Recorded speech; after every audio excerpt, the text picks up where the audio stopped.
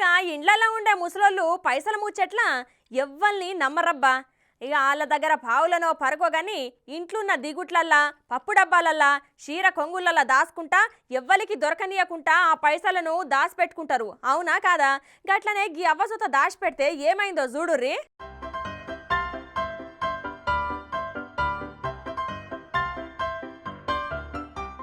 అగో పోలీసోళ్ళు ఏమో బగ్గదోలాడుతున్నారు, ఏమో క్రైమ్ ఇన్వెస్టిగేషన్ కావచ్చు.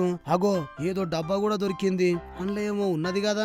ఓహో మీరు సూపర్ సారు. ఇక దొంగ దొరికింది కదా, అసలు ముచ్చట చెప్పురి సారు, ఏంది కథ?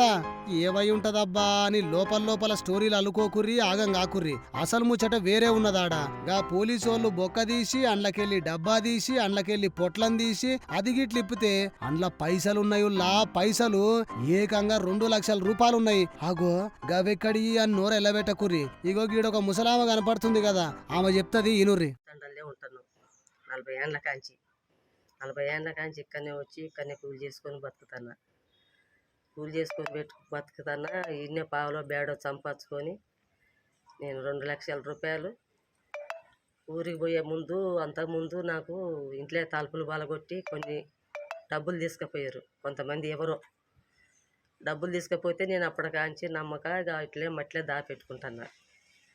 ఈ తడవ కూడా మట్లేనే దాపెట్టుకున్నా. అంతకుముందు కూడా మొన్న 10 రోజుల కింద కూడా నేను తల్లాడబోయేటప్పుడు కూడా 2 లక్షలు 2 తీర్లకు దాపెట్టుకున్నా, 2 దిక్కుల.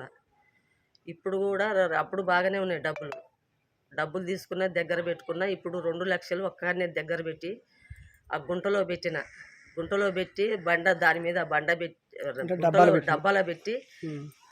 డబ్బాలో పెట్టి గుంటలో పెట్టిన, దాని మీద బండ పెట్టి మట్టి కప్పి దాని మీద చెత్త కప్పిన. కానీ నేను ఊరికి పోయి వచ్చి చూసుకుంటారు కానీ బండ అసలే తీసి పక్కకున్నది. ఆ గుంట కూడా తోడి ఉంటానా నాకు భయం అయి నేను పోలీస్ స్టేషన్కి పోయి ఎస్ఐ గారికి కేసు ఇచ్చిన. ఆ నుంచి ఎస్పీ గారి సారు గారు కూడా పోయిన మైబాజు. గీమె మహబూబాబాద్ జిల్లా బయ్యారం మండలం జగ్గు తాండాల ఉండే తమ్మిశెట్టి రంగమ్మ. ఊర్లోనే చిన్న దుకాణం పెట్టుకుని బతుకుతుందంట. అయితే మొన్న ఏదో పని ఉండి ఊరికి పోయిందట. పోయేటప్పుడు ఆమె దగ్గర ఉన్న 2 లక్షల రూపాయలు మొత్తము కట్టగట్టి గిట్ల పొట్లం కట్టి డబ్బాల పెట్టి గోడ పక్కన చిన్న బొంద తీసి అందులో పెట్టి దాని మీద ఒక బండ పెట్టి కప్పి పెట్టి ఊరికి పోయి వచ్చి చూసుకుంటే దాని మీద బండ లేదట. ఖాతం లబో దిబోం అనుకుంటా పోలీస్ ఠాణకు పోయి పోలీసు వాళ్ళని పట్టుకొస్తే ఆ డబ్బా బయటకు వెళ్ళింది. నా 2 లక్షలు నాకు దొరికినాయి. అదే సంతోషమని నేను అనుకుంటున్నా. ఇక దొరికిన పైసలను ఎంపీటీసీ కుమారి, సర్పంచ్ రమేష్ సమక్షంలో గిట్ల అప్పచెప్పిర్రులా పోలీసులు. ఇప్పటికైనా గానీ బ్యాంకుకు పోయి అందులో దాచుకో తల్లి, ఎవరికి దొరకకుండా దాచుకోవాలి అని అనుకున్న నీ ఐడియా బానే ఉన్నది గాని దొంగల సంగతి దేవుడెరుగు గాని ఆయింత పైసలకు ఏ చెదలో గిదలో పట్టిందా పైసల సంగతి గుండు సున్నా అయ్యేది.